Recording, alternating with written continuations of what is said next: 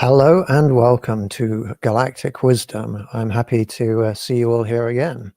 I'm going to continue to talk to you today about reality.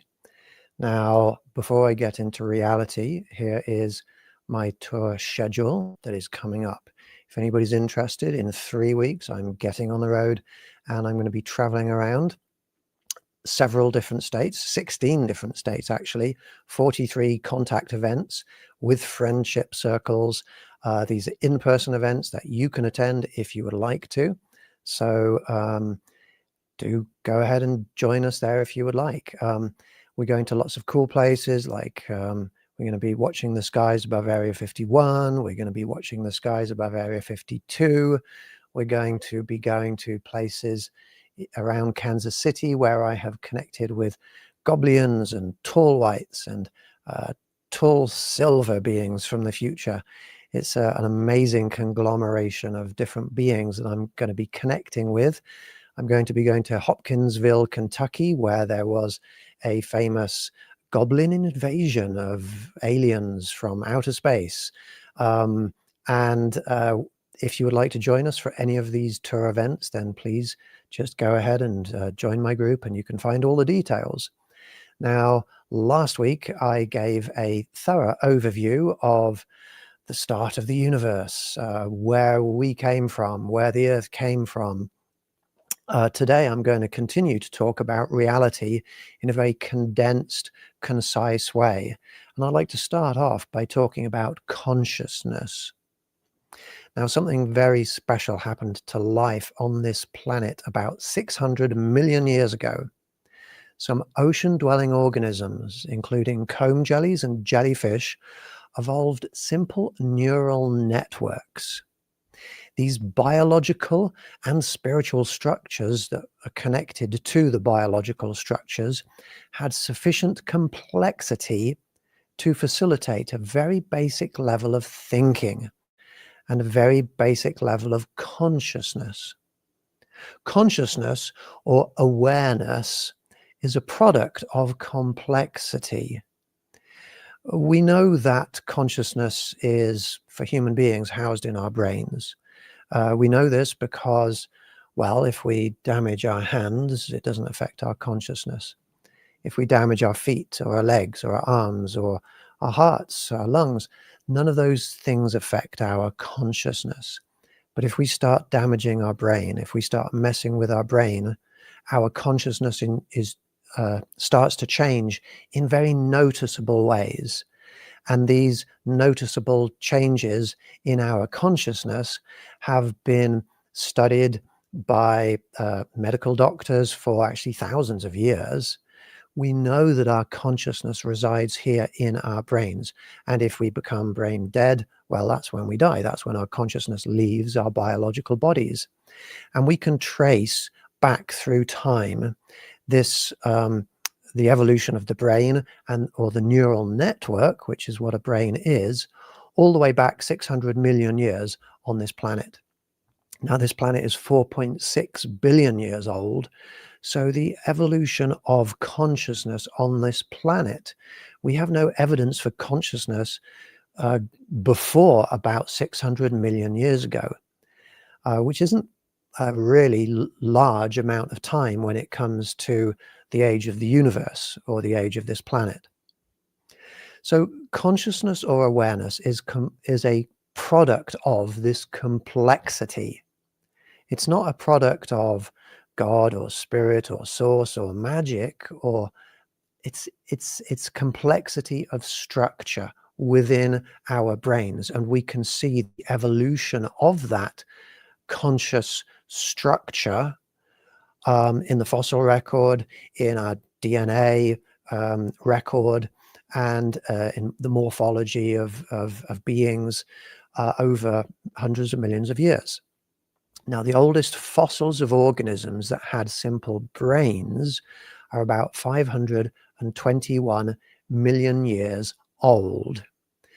A lot of people who don't understand science don't get that when science ages something, that is a real solid footing. That's a real solid science. Different ways of comparing isotopic ratios of elements within the fossils, this is something that gives us very precise answers. And we can also date the soil and the organic matter that is around those fossils where they were buried. So these organisms that evolved 520 million years ago to have the first brains on this planet were actually worms. They were primitive worms. Now, a worm is basically just a hole on one end and a hole on the other end, and food goes in this way and food goes out that way. And that's basically what our digestive systems are. We've just evolved large amounts of other organs and limbs and things around the outside of that structure. But basically, we're very advanced worms. I apologize if that offends anybody. I'm happy to be a very advanced worm. But now we have legs and arms and other organisms and other organs. But when these structures that have a hole at one end and a hole at the other end, when they started to develop at the front end where the food went in, where they started to develop sensory input systems or sensors, biological sensors, then that started to be very useful because they could sense light, they could sense moisture, they could sense pressure in the direction they were going. And the ability to process all of those sensory inputs resulted in a clustering of neural networks which turned into our brains. Now, since that time, over hundreds of millions of years, as the complexity of brains on this planet increased, the intelligence of animals increased, and the processing or thinking capabilities of animals increased, to the point where our species has just acquired the ability to prove things that are not directly obvious to us. We've just acquired this ability to prove things indirectly using logic, using deduction, using our intelligence, using the scientific method. And that's why science has just emerged within, well, definitely within the last 200 or 300 years, but we've been sort of moving towards that for a few tens of thousands of years. Now, the spirits of all organisms are ultra-dimensional. I talked a lot last week about spirits, and let me just recap. When we look into ultra-dimensional spaces around us, there's this substance called Corether. It's very likely to be antimatter because it attracts to the matter within our physical realm. And indeed, that when antimatter and matter come close together because of that attraction, then a potential difference, an electric potential difference, or an electric field appears or is set up or gets stronger between the two, which is very probably why when we go paranormal investigating, detecting EMFs or electric fields, that's what we're detecting. We're detecting the field that sets up between the matter and the antimatter, or the field that sets up between the physical and the coretherial in the spiritual realms or the ultra-dimensional realms. But all matter around us, all of the atoms, all of the electrons, the protons, the neutrons, the subatomic particles, all of the matter that's around us attracts to it Corether, spiritual, ultra-dimensional matter, which sort of forms around whatever it is. What have I got here? I've got some scissors here. These scissors are made out of matter, iron and carbon and some various different plastics there. All of that matter has attracted to it, running through it and around it, coretherial matter. In the same way that protons attract electrons to form atoms, well, matter attracts coretherial matter to it to form spirits. These scissors have a spiritual body. not a complex body that is conscious, just a naturally forming spiritual body. Everything does. What have I got here? Some tissue paper. Anything, everything has Corether, or spiritual matter, around it. So the spirits of all organisms, they're ultra-dimensional. They extend from our three-dimensional physical bodies outwards in all directions into higher dimensional spaces. Our spirits, which we currently have, which are interwoven throughout our physical matter, they extend outwards into ultra-dimensional spaces. Now, people who are psychic can perceive our spiritual bodies emanating out from us into higher dimensional spaces. They can perceive those spirits as an aura around us. And the paranormal subject of seeing auras is actually quite fascinating. A lot of my psychic friends are able to look at me and see my aura, and when I interact with different non-human beings, they see the auras change.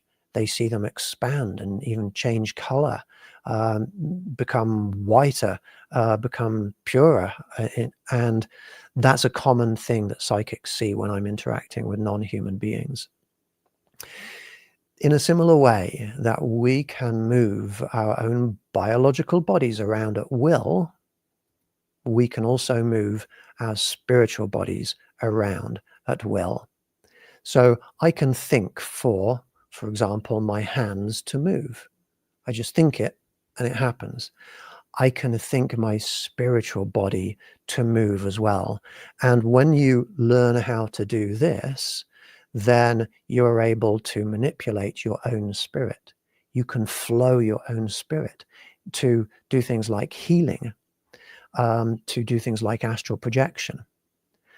This spiritual movement gives us a range of different spiritual or psychic abilities, which include spiritual healing. Because if I can flow my spirit in ways that cause healing of the spirit, then the biological, it feels an attractive force towards that healed spiritual body, and you can literally pull your biological body into shape, into cleanliness, by manipulating the spirit first, and then the interdimensional force acts upon the biological body. It's a little bit like if you wear Invisalign or a brace around your teeth. The Invisalign is like the brace, the structure, and then your teeth conform into, they move into the shape of the Invisalign. Well, if we treat our spirits a little bit like a spiritual Invisalign, then we can manipulate our spiritual bodies like in Invisalign into a certain shape, and then our biological body gets pulled into that. It opens up a whole new realm of spiritual healing. Some people call the manipulation of spiritual energy to heal Reiki. Well, I do something like Reiki, where I manipulate the spiritual bodies of people, but I understand the mechanism, so I'm a little bit more targeted in what I do. If you want to join my group, and you can participate in some of my healing sessions whenever you want to. So we can utilize this spiritual flow of energy to do things like spiritual healing, to do things like astral projection, which is us moving our spirit to other times and places in the universe. And when we're there, we can utilize our ability to move our spirits around at will to remote view, to see what is there. Now, a lot of people have, when they've heard me talking about remote viewing, they've told me, "Oh, Rupert, you don't understand remote viewing. When you remote view, you're simply tuning into some kind of a knowledge or consciousness field, which is all around us all the time, and that's how you get the information." But no, that's not what we're doing. We are taking our consciousness to other places, to other times, And we know this because when I've done remote viewing sessions, we can go back in time and we can have a look around an area, and we can even do that blind. Like I set people blind targets and I take people around and we can look from above. We can see from different angles what human beings never see when they just walk around objects. A famous remote viewer was Ingo Swann. He started the CIA remote viewing program, basically, and he once remote viewed the moon. He was hired to remote view the moon, and when he was remote viewing the moon, he was astonished to see that there were little people walking around on the moon, and these little people were aliens, basically.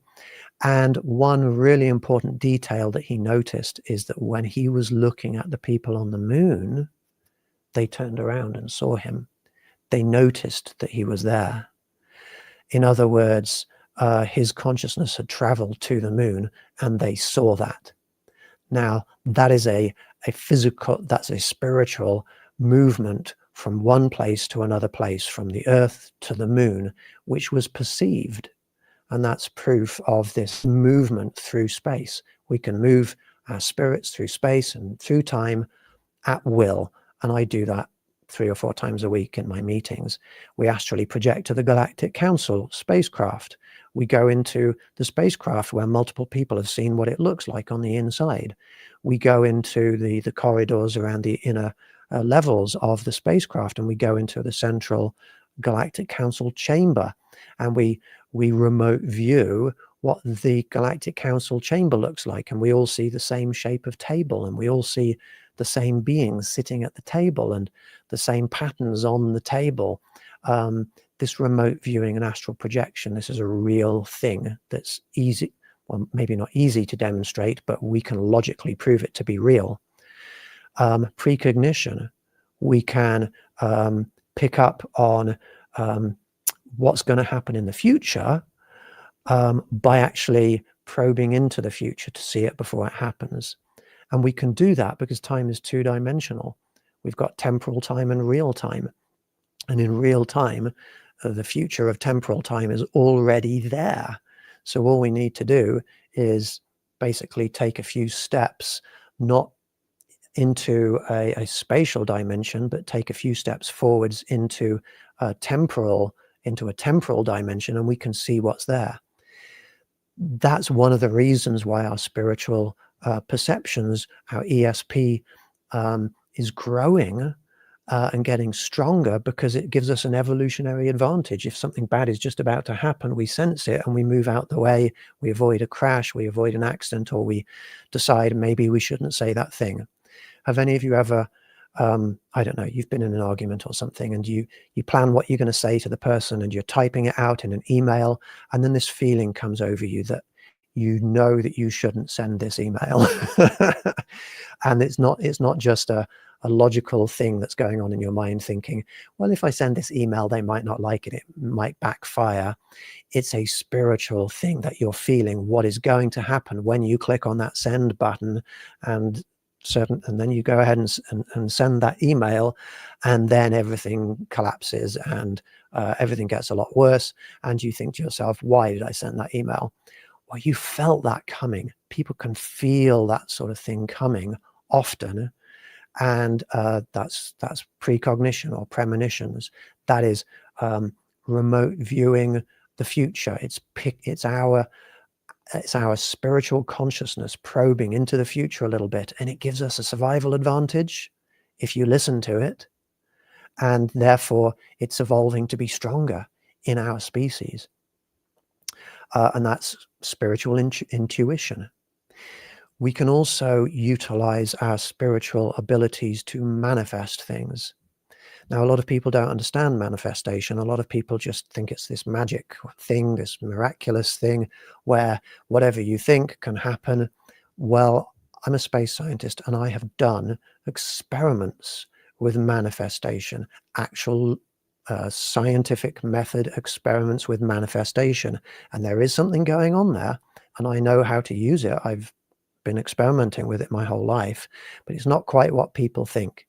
First of all, you have to understand you can only manifest things that are possible, and not everything is possible. You can prove that not everything is possible because, well, no matter how much you try to manifest this mug into a diamond, it won't happen. It won't happen. It never happens. And that's just not, it's not because we just don't believe it's going to happen. It's not because we're not trying hard enough. It's an impossibility. That would be some form of magical alchemy, miraculous alchemy, which goes against the laws of physics. You can't just grab some protons out of the atoms that are in here and pull them out and change the nuclear structure of the atoms in here by using our power of will. That's an impossibility. And so we can't manifest the impossible, but we can increase the probability of possible things happening. So for example, if I have a coin and I toss that coin, well, it can come up heads or it can come up tails. Either of those possibilities is possible. And if I have 10 coins, I can throw all 10 of those coins. And even though it's improbable, it's possible that all 10 coins will come up heads upwards. And what I have done is I've done experiments by myself, but also with large groups of people where we focus our intention and our emotions and our spiritual energy, our spiritual strength, our spiritual will on trying to make more heads come up than tails, or vice versa. And every single time we do experiments like that, we get a strong deviation away from that 50-50 of equal numbers of heads and tails. We get a strong deviation towards what we're thinking of, what we're trying to manifest. Every single time I've been able to prove it to very high levels of statistical proof. And I've been able to I've been able to increase the probability of possibilities by up to about 23% in group settings. So this is something very strong that you can do. If there's something in your life which is possible, whether it's you meet the right person whom you're trying to meet, whether it's somebody to date or a new friend, or you want to reconnect with somebody from your past, or you want somebody to give you a call, all of those things are possible. So you can increase the probability of them happening if you learn manifestation. I teach manifestation. Join my group. I will teach you. I've got a video in my group that you can watch called Manifestation. Some people have greatly enhanced psychic or spiritual abilities. Some people can talk telepathically to spirits. They can see spirits. They're like they have the power of mediumship. Some people have the ability to see alien beings and to communicate with alien beings around us. Some people have enhanced manifestation abilities. Some people can go outside and just will. Summon is a word that's often used. I prefer to use the word invite, but they can just invite alien craft or alien phenomena to appear in the sky. These people who have any of these advanced psychic abilities, it's very common for them to say, without the perspective of being a regular normal person, it's often something they will say is like, oh, well, anybody can do this. You just need to try. You just need to go about doing the procedures that I set forth. But that's a lack of perspective. They don't know that everybody on the planet is capable of doing what they're doing. And in fact, the evidence shows us that not everybody has that ability to increase their psychic abilities to that extent. These advanced psychic abilities that people have are very commonly inherited through genes. They're inherited from their mothers or their grandmothers or grandfathers. Usually it's more common in females for some reason, but it does get inherited. It runs through family lines. That is an established fact. It's also a fact that many people who are very, very psychic or are able to see spirits or alien beings, they nearly died one time. They had a near-death experience, and after they nearly died, then their psychic abilities suddenly were increased. And that is because when you nearly die, when you come close to death, the bond between your physical bodies and your spiritual bodies weakens. It weakens because the spirit's getting ready to leave, to fly off into ultra-dimensional spiritual realms. And so you get close to death, you get that weakening effect. But then if you stay alive, well, your spiritual bond to your biological body is not as strong. Sometimes that results in mediums being a little less healthy than other people. But the fact is that that weakening of the spiritual bond between the spiritual and the biological means that it's like you've got one foot in the grave. It's like you've taken a step into higher dimensional or ultra dimensional realms, and you can see what is there far more clearly. So be a little bit cautious of psychics who will tell you, oh, anybody can do this.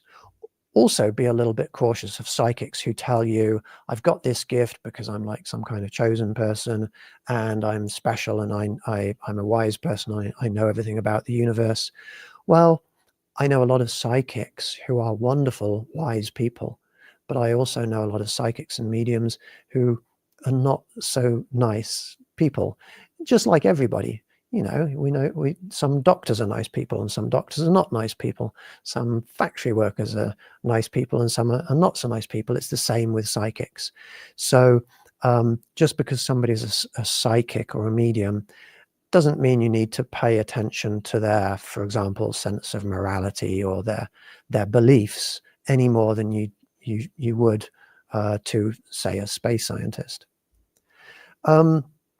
One implication, I've got in my notes here a more concise version of what I've just said. One implication of these facts is that advanced psychic abilities are not any indication of a person's state of morality, wisdom, spiritual maturity, or ascension. They're all just people. Some are good, some are not so good. Spirits form naturally alongside naturally forming physical structures. And as I've already said, when electrons and protons come together to form atoms, the Corether that's surrounding the electrons and the protons comes together to form the spirits of atoms. And again, these are not conscious or living atoms. The atoms or the spiritual parts of the atoms, they're not conscious, they're alive. How could they be? The structures are way too simple to house any level of consciousness or life. Remember, consciousness is a product of the complexity of, well, on this planet, our brains and neural networks. In the future, it may be that consciousness is a product of the complexity of artificial intelligence. That's the direction we're moving into. We might end up with conscious machines in the future when they become complex enough. That's certainly a possibility, but not right now, not for our species. So then atoms come together to form both physical and spiritual molecules. And then molecules from inside the food that we eat, the air that we breathe, the water that we drink, those molecules can come together within us to form both physical and spiritual organelles. And then collections of organelles can form both physical and spiritual cells within us. And then cells can clump together to form both physical and spiritual tissues, like muscle tissues. And then tissues can come together to form organs that have organ spirits. And then organs can come together to form organ systems that have organ system spirits. And then finally, those organ systems come together to form entire organisms that have entire spirits. Our spirits are complex conglomerations or composite bodies of lots of smaller structures that correlate to the biological structures within us. The spirits of organisms form naturally within their biological bodies. This is important, and I apologize if it goes against people's beliefs here, but this is important because this is reality, and this is observable, objective reality that we can conclude from observations of both scientific and paranormal realities, that the spirits of organisms form naturally with their biological bodies. That's why the spirits of dogs look like dogs. Last night, I participated in my group, I participated in a sort of a spiritual, it's kind of like a seance, but some people don't like the word seance. It was an open invitation for beings that are associated with us to come to us. I had my tall silver friends, really tall alien beings come to me. And my good friend Laura, who I'm sure a lot of you will know, she was seeing and communicating with spirits around people, and she started talking to one of our friends in the meeting, and she said, well, I don't know why, but I'm seeing a bird. And the person responded, oh yes, I used to own a bird. And Laura was seeing the spirit of the bird, and the bird was showing Laura how she used to interact with our friend there in the meeting.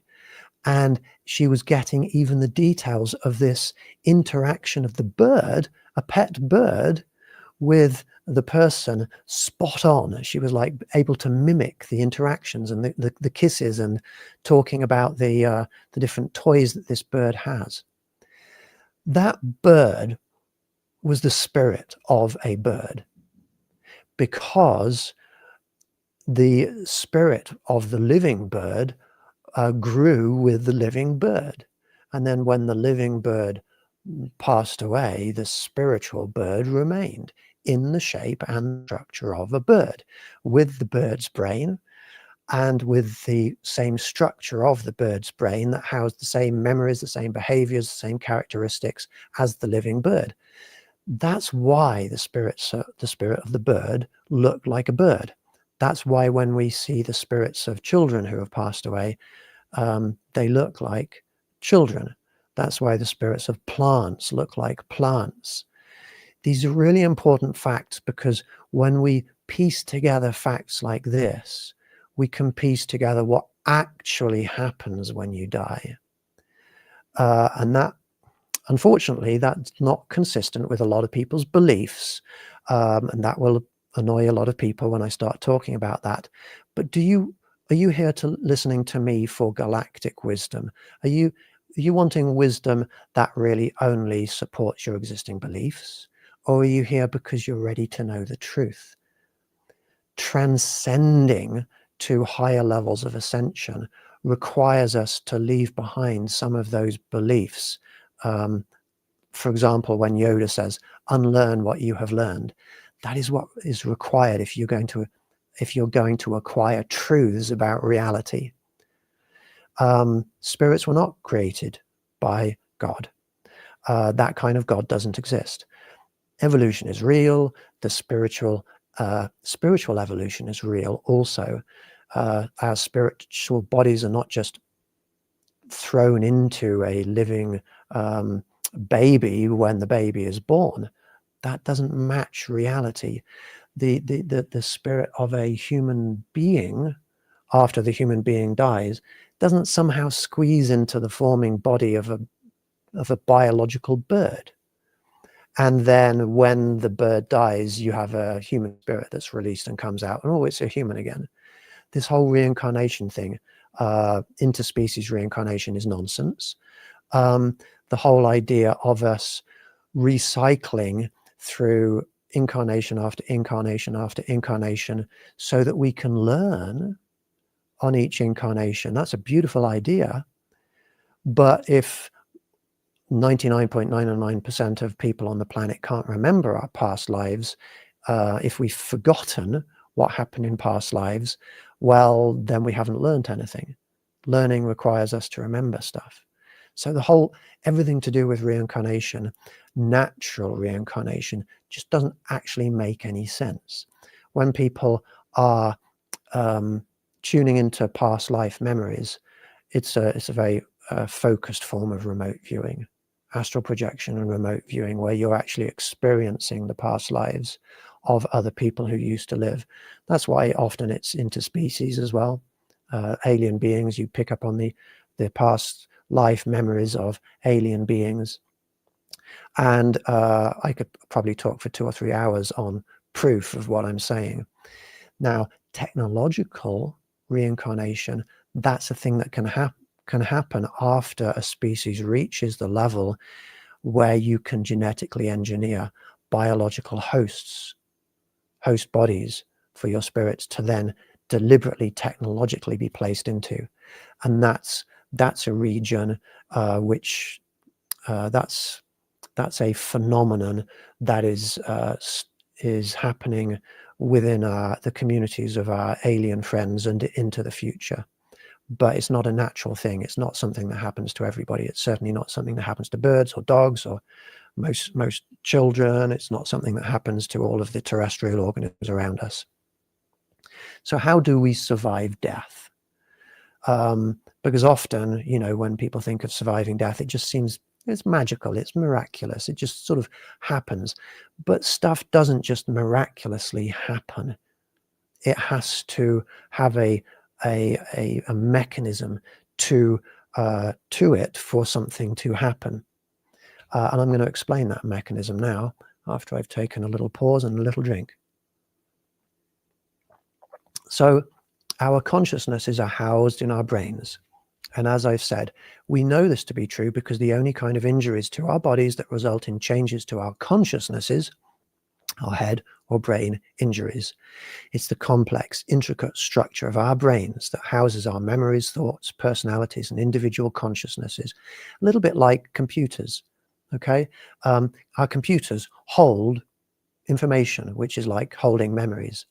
It doesn't hold it in magical regions of space where there's no structure. It houses it in the structure of, well, lots of little binary logic gates and things in the read-only memory, the SSD, or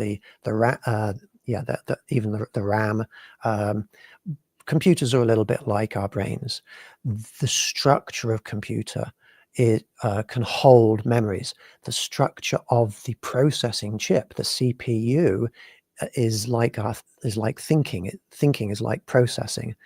Without the structure of our brains, we can't hold memories and we can't think. We certainly can't have consciousness or any of our characteristics. And so when we die and the unique, complex, intricate structures of our brains break down, that would be the end of us if it were not for the fact that our spiritual brains are, in the point where our spiritual brains intersect with our biological brains, exact replicas of our physical brains. All of our memories, thoughts, personalities, and individual consciousnesses remain completely intact when our physical bodies die, because they're housed within the identical structure of our spiritual bodies at the point of intersection where our spiritual bodies connect with our biological brains. But our spiritual brains are far bigger than our biological brains. They just intersect our biological brains like, I don't know, like a pencil that's pushed through a piece of paper. At the intersection point of a pencil that's pushed through a piece of paper, it's just a circular shape, but the pencil itself extends both directions into higher dimensional spaces. It's like that with our spiritual brains. Our spiritual brains are the same structure as our biological brains, but they extend further outwards into higher dimensional spaces, and so they're more than just our biological brains. But it is within that structure, the same identical structure, that our memories, our personalities, our consciousnesses, our sense of humor, everything about who we are, our life. It's within the spiritual structure of our brains where all of those things continue to exist when our biological brains break down and die. It's not magic. It's not just something that just happens. It's not a divine, miraculous, magical thing. It's something that is real because of the reality of our spirits and how they form. The interdimensional bonds between our physical and our spiritual bodies break when we die. They weaken, they break. When we die, our spirits are released into ultradimensional spaces around us. Ultradimensional spaces are all around us. At every single point within our bodies and at every single point in the air and the ground and the curtains and the wall and the plants, there are other directions that the spiritual corethereal bodies extend into, in the same way that a page of paper, a two-dimensional page of paper that is in a book, well, it's just a two-dimensional page, but at every single point on that page, it is in direct contact in both directions, in all directions, with the three-dimensional book. It's like that with us. And so our spirits are already in a higher dimensional space. And when we die, they're just freed from the anchor of our biological bodies to move out into the spiritual realm. None of that could happen if our spirits didn't grow in real time with our physical bodies as exact spiritual copies. And so the idea that our spirits were somehow reincarnated into us when we were born, like a fully formed spirit with a personality and a consciousness and stuff that we've learned, somehow comes into us as a baby, that's not compatible with what we can objectively learn about reality. I don't mean to be negative about people's beliefs. I'm just trying to explain what is true and what is real in a logical way. There are a few other problems with the theory of reincarnation. Our past life adult spirits would be completely the wrong size and shape to fit into our biological bodies when we were just babies. And our baby bodies had already grown baby spirits from the corethereal components of our existing molecules. So there wouldn't have been a spiritual vacancy there for our adult spirits to move into. And no babies are born with all of the knowledge, skills, and maturity of deceased adult spirits. All human spirits have to learn everything from scratch. All human children are new people. They all need to learn. We had to learn because we were new people with new consciousnesses, with new spirits. I have no recollection of past lives at all, and most people don't. That is very, very strong proof, very strong evidence that past lives, this whole reincarnation thing, is not real. Most people don't have recollections of past lives. I've never met anyone who does claim to have any recollections of past lives. None of their claims are anything more than mere glimpses maybe in a dream, glimpses, or maybe in a like a regressional hypnosis session, glimpses of past lives. That's not having a consciousness of a person who used to live. That's not being conscious of a past life. That's glimpsing, like walking past a shop window and looking in and seeing a clip of something playing on a TV and observing it. That's how people are glimpsing past lives. It's remote viewing. And the theory of reincarnation requires there to be some kind of deliberate memory loss or a deliberate suppression to make the theory work. That is a very critical flaw in the theory. It's like forcing the theory to be true by making up something that doesn't fit reality.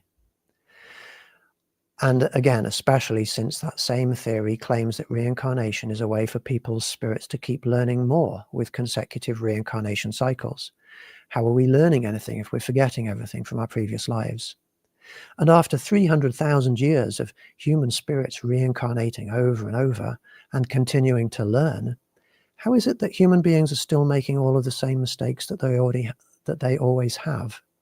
Do human beings seem any wiser in today's world than they were 100 years ago? I don't see it. We have more wars on this planet than we've ever had.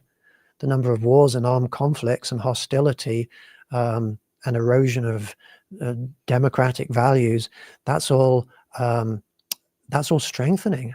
And, objectively, you can count the number of wars and armed conflicts and things like that. We're moving in the wrong direction. We're not learning anything. So this goes against the idea that humanity is learning stuff. When real, genuine mediums try to connect with the spirits of individual people who have passed away, it always works. I go to loads of spiritual conventions and alien conventions, and I have probably hundreds of medium friends, and I've seen them. Somebody comes in and they want to connect with their deceased father or mother or grandfather or grandmother or even a pet. It always works if it's a proper medium. It always works. The mediums never say, well, I'm sorry, but they've already been reincarnated into another body. They're unavailable to talk right now. So, if we can look past our beliefs to what objective observations and logical deductions tell us, we can learn a lot about reality. And that's how we're going to transcend. That's how we're going to ascend. Now, I could probably keep talking a lot about this subject, but let me say that there are definitely some children, and I've studied some children who have real past life memories, not all the memories of an entire person, not all the memories of an entire human consciousness, but there's definitely something happening. And I've already said, well, it could be remote viewing. Let me go into a few more examples of what really could be happening. Maybe some human spirits of deceased people try to pass on some of their knowledge to babies. Maybe babies in their family of living family members, they want to pass on some of their wisdom, some of their knowledge. And so they come down when the baby is lying in their beds at night, and they immerse their consciousnesses into the baby's brains while the babies are sleeping. Maybe it's a good-willed attempt to try and pass on knowledge or skills to the baby. That has the potential to result in some transfer of memories and knowledge to the babies.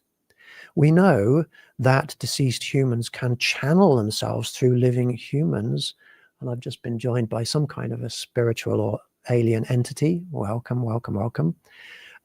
We know that some people can channel living spirits and even dead spirits and even the consciousnesses of aliens through them.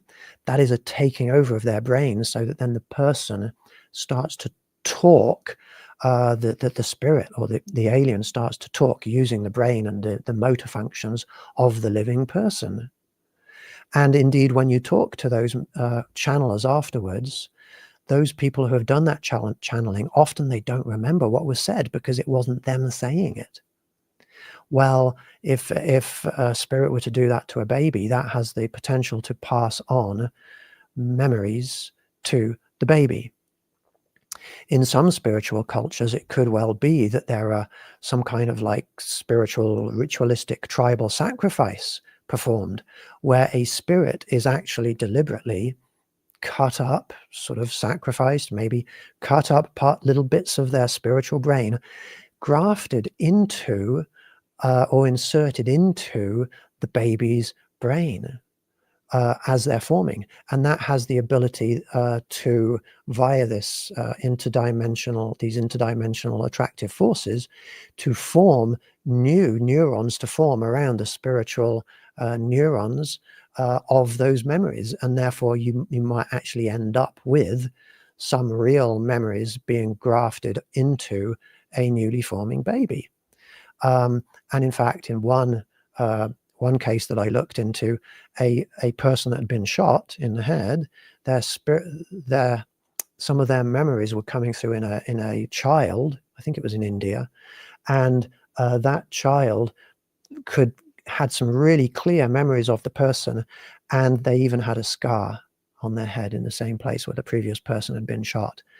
That is not a full reincarnation. That's a spiritual grafting of a little bit of a deceased person's brain.